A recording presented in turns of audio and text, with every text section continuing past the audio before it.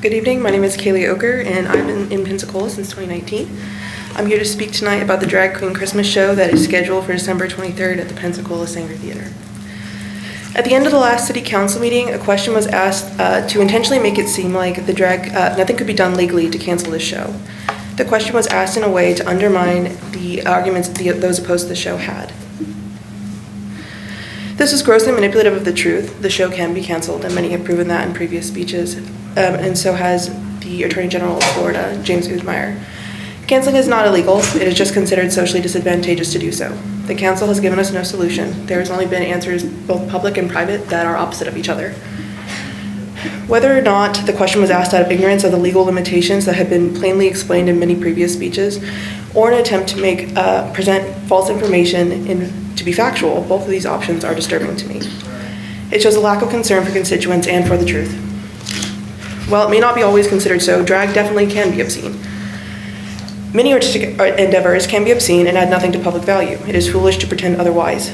I have heard over and over that drag is art, but nothing has been presented that defends what makes this show protected art, especially when it's all about exaggerated sexuality and crude humor. What about that is an art form? Canceling Drag Queen Christmas does not set a precedent that drag is always obscene. However, if a show where graphic sexual conversations, action, and accoutrement are shown for laughs while making a mocking of a religious holiday, well, if that's not considered obscene, I'm a little bit concerned what else would fall under the not obscene enough when behind an age and paywall in Pensacola. I believe that a program that is blatantly sexual for the point of sexuality and comedy does not pass the Miller test and should not be considered protected art. Let me be clear, my concern is not that my tax dollars are going towards the upkeep and daily operations of the Sanger Theater that will host a drag show that goes against my religious and moral convictions.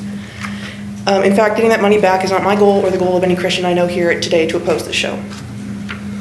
My concern is that my tax money is being sunk into a city where it is impossible to get a straight answer or honest conversation from elected officials regarding allocations of those funds towards a venue that will host lewd and obscene programs. A city where it takes repeated intervention from both people who live in the city and high-ranking officials in the state of Florida to even secure a promise that something might be discussed at a council meeting. I understand that the drag show was to be discussed tonight, but whether or not that is still true is to be debated. I know it is not on the agenda.